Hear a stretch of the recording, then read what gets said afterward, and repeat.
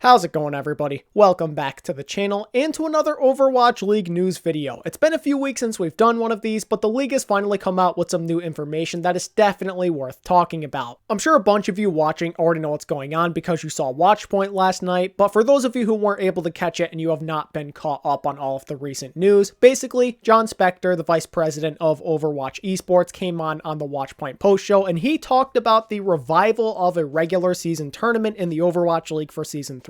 Now, originally, any sort of planned playoff scenario in the regular season was canceled thanks to us transitioning into an online environment for the rest of the regular season, but now that everybody feels the teams are more comfortable in this online setup, they're ready to innovate and make some changes to the format finally. All of the special news I will be covering and giving my thoughts on comes directly from John Spector himself, as well as a Overwatch League article that recently came out last night, and a link to that will be provided in the description just in case my summary is not sufficient enough or you still have lingering questions that I don't answer. And without wasting any more time, let's jump right into the juicy details. So to start, during the month of May, a single elimination tournament will be held in each region at the end of the month. To decide the seeding for both of these tournaments, qualifying matches will be held over a 3-week period of time, and those are basically just the regular season matches that they'd play anyway, but now they're going to count towards this tournament as well. Just to be clear, that means that the qualifying matches will start next weekend, week 13 of Overwatch League Season 3. Things like win-loss record, map records, and tiebreakers will all be taken into account to determine the seeding. With that in mind, it goes without saying that the teams who dominate the most over these next 3 weeks are going to be in the best possible shape to get a really good seed in this tournament. But some of you probably want to know what they're going to be competing for. I'm sure some of you would assume it would be prize money, and that is correct. That's probably going to be where the mid-season tournament prize pool comes into effect. Well, the canceled mid-season tournament prize pool, I should say, but it's not just money that's on the line here. According to John Spector, the players wanted more. They wanted the stakes to be higher than that, and it would seem that the league granted this wish, as all of the teams who find a lot of success in these tournaments will be getting bonus wins towards their overall record. Keep in mind that these bonus wins will only count for those who get a top 4 finish in these tournaments. Any other individual tournament matches will not count towards a team's win total. You gotta finish in that top 4 or it's not going to matter. But how many bonus wins will the top teams be getting, you may ask? Well, lucky for us, we got the answer to that. The 3rd and 4th place finishers get 1 win, the 2nd place team receives 2, and the winners of these tournaments will get 3 bonus wins towards their overall regular season record. If a team gets hot at the right time during this thing, this tournament could serve as the booster that pushes them into the playoffs. It could be the difference between getting a top 6 finish and having to earn a spot through the play-ins, or maybe qualifying for the play-ins and missing the postseason altogether. Having that leg up towards the competition when it comes to qualifying for the playoffs is huge, because as we've seen in the past, sometimes one extra win is all it takes to make a difference. These tournaments are going to be very entertaining to watch and just pay attention to overall, because not only do we get to see some really good matchups where teams show off their skills and earn some extra bonus money, but also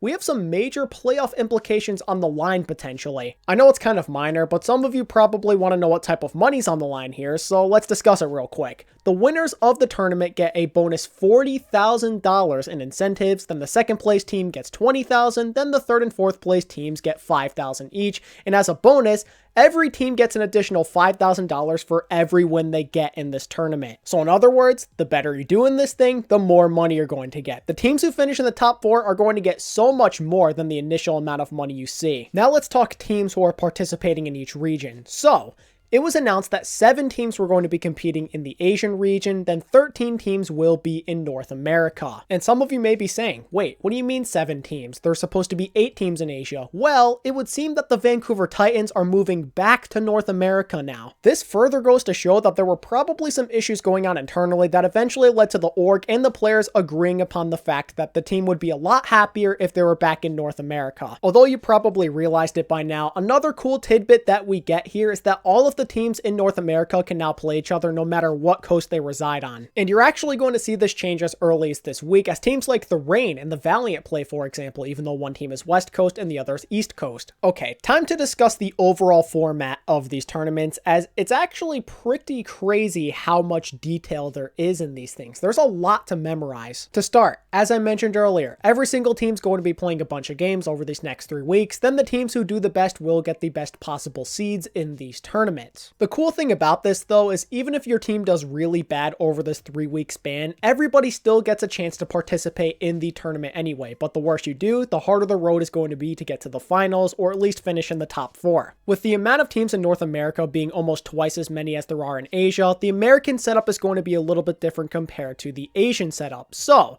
in the American region, teams will have to play in a qualification knockout round in order to narrow it down to a standard 8-team bracket, but the top 4 seeds in the tournament will not have to participate in this and will automatically qualify for the Day 2 festivities. As for the knockout round itself, the 13th through 8th seeds are going to play in order to decide who joins the top 4, but there is a catch. The 5, 6, and 7 seed in the knockout round get to choose their opponents, with the 5 seed selecting first. After the initial knockout round is decided, a similar thing will play out in the final 8 as seeds 1 through 3 choose who they want to play, with the highest seed choosing first. Once we get to the semifinals and onward, the matches will be fixed like you'd see in any sort of other standard tournament bracket out there. Then for the Asian region, it's going to follow a similar format. It's going to be a lot more basic, but the 2 and 3 seeds get to pick their opponents in that first round. But other than that, every team automatically makes it into the main tournament in the Asian region, with the top seed getting a first round bye while everybody else dukes it out in the quarterfinals, since we only have 7 teams. Once the quarterfinals concludes, it'll be just like the North American region semifinals and grand finals, as no one's going to be able to pick their opponents anymore, and it'll just be a standard bracket. While we're on the topic of rounds, it's worth noting that the quarterfinals and semifinals will be the first to 3 map wins, and then the grand finals will be the first to 4, like you'd see in any other playoff scenario throughout the years. One other important rule with this format that I need to bring to your attention is that hero pools will not be in effect for this week of competition when the tournaments happen, and this is something I like as it feels more fair to me. It becomes more about perfecting the meta and showing your skills rather than being better than somebody because of some luck of the draw hero bans. Keep in mind this only applies for the days of the tournament, and every other game leading up to these tournaments will be played with hero pools still in effect. And that pretty much covers everything I wanted to talk about, and those are some of my general opinions on all of this as well. I'm not sure how the rest of you feel, but I personally am really excited about this change. I think it's going to be super fun to watch, very entertaining Overwatch. We get bonus games. It's going to be sick.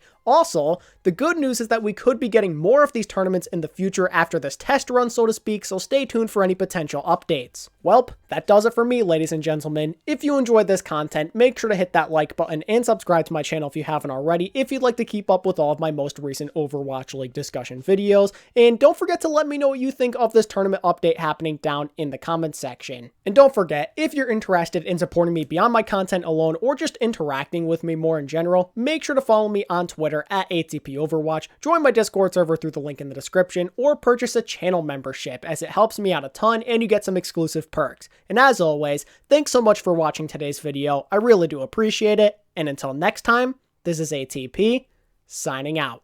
Peace.